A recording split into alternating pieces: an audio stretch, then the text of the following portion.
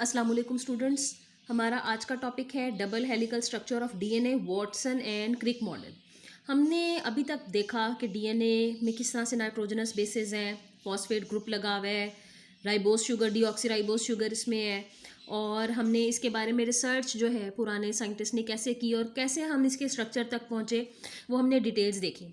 लेकिन डीएनए का जो सबसे बेहतर जो स्ट्रक्चर है वो James Watson and Francis Crick ने 1953 में पब्लिश किया था, और इन्होंने यूनिवर्सिटी ऑफ कैम्ब्रिज में अपने रिसर्च के दौरान डीएनए के मॉलिक्यूल का प्रॉपर सही स्ट्रक्चर जो है वो हमने बयान किया, जिससे एक एक चीज़ जो है वो खुलकर सामने आ गई कि डीएनए दो पॉलीन्यूक्लियोटाइड चेन्स के ट्विस्ट होने से मिलकर बनता है। ये एक दूसरे के साथ पाई जाती हैं। एक जो टर्न है बड़ा वो 3.5 नैनोमीटर के बाद आता है। हर दो नाइट्रोजनस बेसिस के दरमियान में 0.34 नैनोमीटर जो है वो गैप होता है, और जो इसकी डायमीटर है डीएनए के मॉलिक्यूल की वो 2 नैनोमीटर है। एक आपको मैंने बताया था कि मेजर ग्रूव इसमें आता है, जैसे यहाँ आप देख रहे हैं कि बड़ा टर्न है और एक छोटा इसमें टर्न अंदर की तरफ जब जाती है पॉलीन्यूक्लियोटाइड चेन तो एक ग्रूव पैदा करती है। इसे माइनर ग्रूव कहते हैं। जो बड़े वाला है जो आप देख रहे हैं कि ज़्यादा डीप गया है उसे मेजर ग्रूव कहते हैं। अगर हम इसको रिबन लाइक कॉन्फॉर्मेशन में देखें तो आपको ऐसे नज़र आएगा। अगर हम इसमें मौजूद तमाम atoms, carbon, phosphate, oxygen, hydrogen, जहाँ जहाँ जो ज्वाइन किया हुआ है, अगर हम उस फॉर्म में देखें तो आप देख रहे हो कि ये इसका बाहर का एज है, और अंदर की तरफ नाइट्रोजनस बेसिस में ये सारे एटम्स जो हैं ये लगे हुए हैं। ये एक्सरे डायफ्रैक्शन की वजह से आता है। जब एक्सरेज को एक मशीन के थ्रू किसी चीज़ के ऊपर बम्बार्ड किया जाता है तो वो कुछ एटम से टकराकर वापस मुड़ जाती है, और जहाँ खाली जगह होती है वहाँ से सीधी गुजर जाती हैं, जिसके बाद उनकी इमेज फोटोग्राफिक फिल्म पर आ जाती है, और हमें मालूम हो जाता है कि ये जो स्ट्रक्चर है, ये जो मॉलिक्यूल है, ये किस तरह एटम से मिलकर बना है और उसमें कहाँ कहाँ एटम पाए जाते हैं और किस तरतीब में वो है। इन्होंने प्रपोज किया कि जो डीएनए का मॉलिक्यूल है वो डबल हेलिकल है, और इन्होंने कहा कि ये इसमें जो बेस पेयर्स हैं वो एक दूसरे के साथ एक मखसूस तरीके से ज्वाइन करती हैं। अगर एक प्यूराइन है तो वो एक पिरिमिडीन के साथ ज्वाइन करती है। इसका मतलब है कि दो तरह की प्यूरीन्स हैं और दो तरह की पिरिमिडीन्स हैं, और इनकी जो आपस में बॉन्डिंग है वो स्पेसिफिक है। इसी तरह इन्होंने बताया कि जो डीएनए का मॉलिक्यूल है उसका जो डायमीटर है वो 2 नैनोमीटर और वो कांस्टेंट है। यानी अगर आप ऊपर से लेकर डीएनए के मॉलिक्यूल को नीचे तक देखें तो एक जैसा आपको इसका डायमीटर नजर आएगा।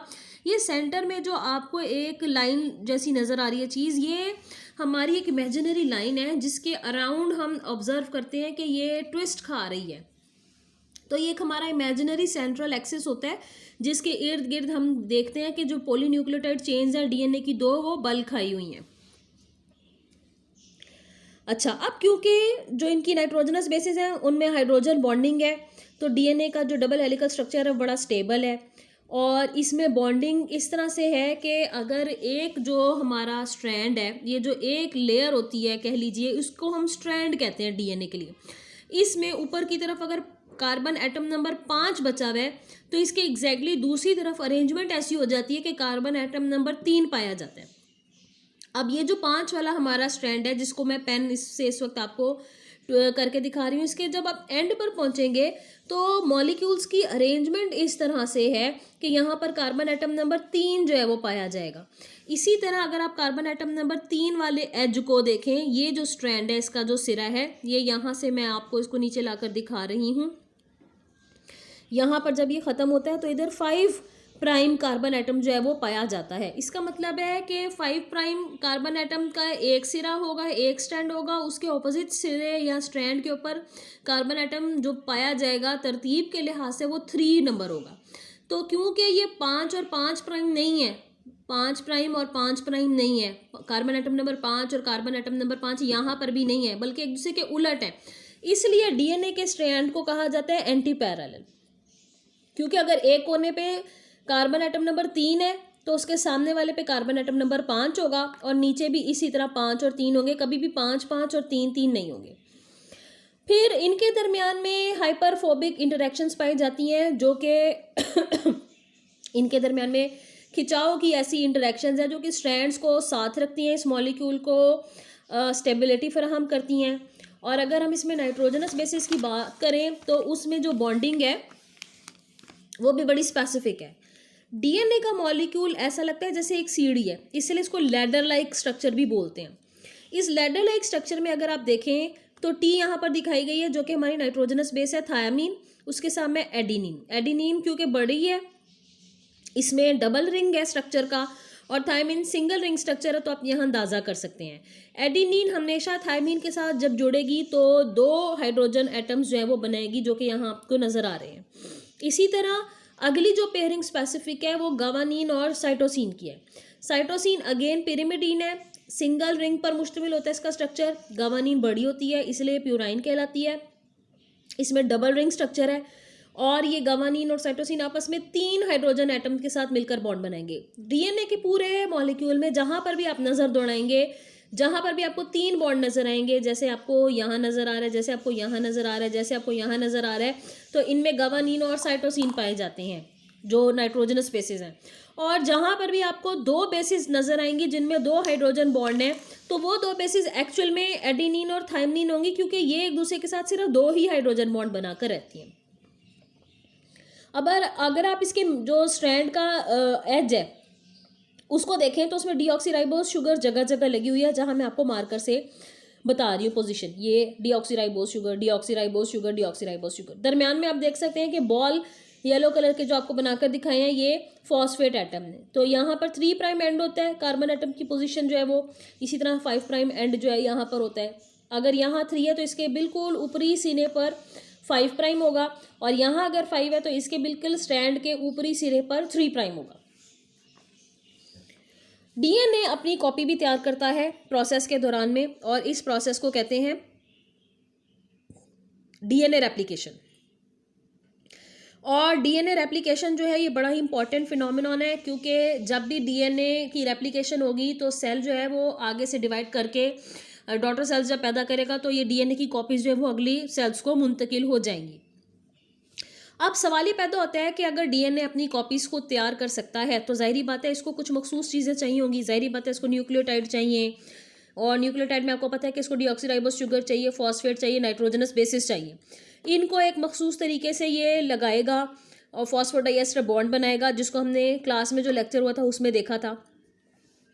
और फिर ये अपना सारा जो स्ट्रक्चर है उसको पैदा करेगा।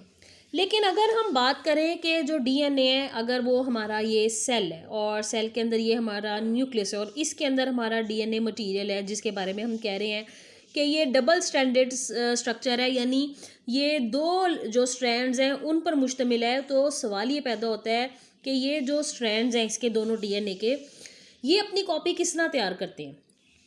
क्या ये जो पूरी की पूरी ओरिजिनल कॉपी है ये एक तरफ चली जाती है, और जो कॉपी ये अपनी नई सिंथेसाइज करता है वो उसको एक तरफ भेज देता है। जैसे कि अब ये भी डीएनए है, ये इसने अपनी कॉपी तैयार की है। तो क्या ऐसे होता है कि अपनी पेरेंटल पूरी कॉपी एक तरफ भेज देता है और नई सिंथेसाइज हुई भी ऐसी भेज देता है? ये जो इसकी रेप्लिकेशन का तरीका है इसको हम कहेंगे कंजर्वेटिव, क्योंकि इसमें इसने जो अपना पेरेंटल पूरा डीएनए मटेरियल है उसको कंजर्व कर लिया, बचा लिया और पूरा नया सिंथेसाइज कर लिया। इसके अलावा हमारे पास एक और ऑप्शन है कि जो डीएनए मटेरियल है वो टुकड़ों टुकड़ों हो जाता है, टुकड़ों टुकड़ों में बढ़ जाता है, और जनाब उसके बाद ये बीच बीच में कहीं कहीं जो नए सिंथेसाइज पार्ट्स हैं उनको अपने साथ मर्ज कर लेता है, और आधा बचा लेता है और आधा नया सिंथेसाइज कर लेता है। तो इस अमल को हम कहते हैं जो डिसरप्टिव। इसके अलावा एक और तरीका है जिसके बारे में बाद में पता चला कि यही सही तरीका है, कि डीएनए के दोनों जो स्ट्रैंड्स हैं वो उसमें थोड़ी सी बॉन्डिंग टूट जाती है, थोड़ा सा ये अनवाइंड हो जाता है, खुल जाता है, और एक स्ट्रैंड पेरेंटल होता है यानी पहले का बना हुआ, और हर पेरेंटल डीएनए स्ट्रैंड अपने साथ एक कॉपी नई बना लेता है। ये जो तरीका है ये कहलाता है सेमी कंजर्वेटिव, क्योंकि इसमें आधा पेरेंटल डीएनए है और आधा नया सिंथेसाइज हुआ है। साइंटिस्ट ने तजर्बात किए तो उन्हें मालूम हुआ कि ना तो डीएनए की रेप्लिकेशन डिसरप्टिव तरीके से होती है, ना डीएनए की जो रेप्लिकेशन है वो कंजर्वेटिव तरीके से होती है, बल्कि डीएनए की रेप्लिकेशन सेमी कंजर्वेटिव तरीके से होती है।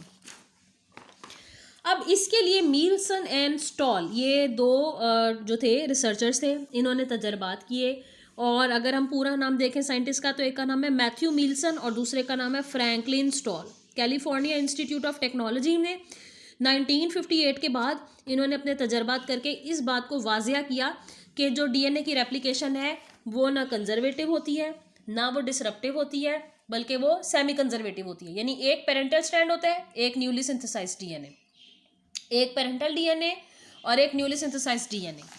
तो ये जो तरीक़ाकार है, इसको फिर एक्सपेरिमेंट से प्रूव किया था इन दोनों साइंटिस्ट ने, और इन्होंने अपने तजर्बात में जो आइसोटोप है नाइट्रोजन का वो इस्तेमाल किया था। आपको पता है कि हर जो एटम है उसके कुछ आइसोटोप होते हैं जो कि रेडिएशन इमिट करते हैं, हैवी कहलाते हैं। मिसाल के तौर पर नाइट्रोजन का जो एटॉमिक नंबर है वो 14 होता है, लेकिन यहाँ जो इन्होंने इस्तेमाल किया वो 15 किया। नाइट्रोजन एक बड़ा ही इंपॉर्टेंट कंपोनेंट है क्योंकि ये नाइट्रोजनस बेसिस में लगता है, इसीलिए हम नाइट्रोजनस बेसिस को आम नाम देते हैं, नाइट्रोजनस बेसिस कहलाते हैं, क्योंकि उसका बड़ा इंपॉर्टेंट कंपोनेंट जो है वो नाइट्रोजन होता है। तो मील्सन और स्टॉल ने क्या किया था कि इन्होंने बैक्टीरिया का इस्तेमाल किया, बैक्टीरिया को लेबोरेटरी के अंदर ग्रो कराया, और इन्होंने बैक्टीरिया को ग्रो कराने के लिए हमें एक मीडियम चाहिए होता है जिसमें हम तमाम रिक्वायर्ड चीज़ें डालते हैं ताकि वो उसके ऊपर तेज़ी से अपने जैसे और मज़ीद बैक्टीरिया पैदा कर सके। उस चीज़ को कहते हैं मीडियम। इस मीडियम में इसने नाइट्रोजन 15 का इस्तेमाल किया ताकि देखा जा सके कि ये जो नाइट्रोजन 15 है ये आगे जाके जो डीएनए है बैक्टीरिया का उसमें कहाँ इनकॉर्पोरेट होता भी है कि नहीं होता, और किस तरह से बैक्टीरियल डीएनए मीडियम से मौजूद जो चीज़ें हैं वो देकर तो अपने जैसे और बैक्टीरिया सिंथेसाइज करता है। और जहाँ जहाँ ये नाइट्रोजन एटम जाएगा हम इसको इसकी आइसोटोप कंडीशन की वजह से इसको देख भी लेंगे, फोटोग्राफिक फिल्म पर इसके इमेजेस भी ले लेंगे, और उससे हमने ये मालूम होगा कि डीएनए में जहाँ जाकर इनकॉर्पोरेट हो रहा है उससे डीएनए अपने आप को सिंथेसाइज कैसे करता है, कंजर्वेटिव तरीके से, सेमी कंजर्वेटिव तरीके से, या फिर डिसरप्टिव तरीके से। अब यहाँ आप देख सकते हैं तो ये दोनों साइंटिस्ट ने क्या किया, N15 को इस्तेमाल किया, और यहाँ पर आप देख सकते हैं कि उन्होंने इसकी ग्राफिकल रिप्रेजेंटेशन भी आपको दी हुई है कि रेप्लिकेशन हुई है, बैक्टीरिया ने अपने जैसे बैक्टीरिया बनाए हैं, और आप देख रहे हैं कि इनको N15 का बैंड नज़र आया है जो बता रहा है कि N15 को इस्तेमाल किया गया है। उसके बाद हाइब्रिड बैंड आपको नज़र आ रहा है, और उसके बाद N14 का बैंड नज़र आ रहा है। N14 लाइटर इन वेट एटम है तो आपको सबसे नीचे इसका बैंड नज़र आ रहा है, और जो ऊपर वाला बैंड है उसमें आप देख रहे हैं कि N15 का बैंड है, हैवियर वेट हो जाएगा क्योंकि ये हैवियर आइसोटोप है, इसीलिए ये ऊपर आपको नज़र आ रहा है। अगर बैक्टीरियल डीएनए अपना एक जो स्ट्रैंड है वो नया बनाता है और एक जो बैंड है, एक जो स्ट्रैंड है वो नया बनाने के बाद एक पेरेंटल उसके साथ उसकी कॉपी को सिंथेसाइज करता है, तो आपको एक हाइब्रिड भी बैंड हासिल होगा जिसमें एक स्ट्रैंड पर N15 होगी और एक स्ट्रैंड पर N14 होगी। अब इन बैक्टीरिया को चेक करने के लिए, इनके डीएनए को सेपरेट करने के लिए एक टेक्निक इस्तेमाल की जाती है जिसे कहते हैं अल्ट्रा सेंट्रीफ्यूज। ये एक मशीन होती है जिसमें डीएनए मटेरियल को रखा जाता है और उसको रेवोल्यूशन पर मिनट पर घुमाया जाता है, और सीजियम आइंस जो हैं इसका इस्तेमाल किया जाता है। सीजियम क्लोराइड एक ग्रेडियंट दिया जाता है जो कि डीएनए के मटेरियल को सेंट्रीफ्यूज करेगा और उसको टेस्ट ट्यूब की बेस पर इकट्ठा कर देगा। जो बाकी के कंपोनेंट्स हैं वो फ्लूइड के वो ऊपर चले जाएंगे। उसके बाद जब डीएनए हमने हासिल हो जाएगा तो हम ये अंदाज़ा कर सकते हैं कि इसकी कसाफत क्या है, इसकी डेंसिटी क्या है। Because N15 strand are denser than N14 strands, they migrate further down the tube to denser region of the caesium chloride. Caesium chloride हमने एक ऐसा कंपाउंड इसको दिया है जो कि एक मीडियम प्रोवाइड करता है डीएनए को इन कंपैरिजन। अब अगर हैवियर डीएनए हासिल होगा आइसोटोप की वजह से तो वह सबसे नीचे बैठ जाएगा, लेकिन उसका बेंडिंग पैटर्न आप देख रहे हैं कि थिक है, सबसे ऊपर है। और अगर N14 इसने रेगुलर फॉर्म में इस्तेमाल किया तो वो लाइटर होगा, उसमें आप देख रहे हैं कि नीचे है। हाइब्रिड बैंड जिसमें एक स्ट्रैंड जो है वो N15 का होगा और एक स्ट्रैंड जो है वो N14 का होगा, जो कि ये अल्टीमेटली हासिल हुआ। और उससे पता चला कि जो बैक्टीरिया हैं वो इस तरह से रिप्रोडक्शन करने के बाद अपना डीएनए मटेरियल रेप्लिकेट ऐसे करते हैं कि एक स्ट्रैंड वो पेरेंटल रखते हैं और एक स्ट्रैंड को वो नया सिंथेसाइज करते हैं।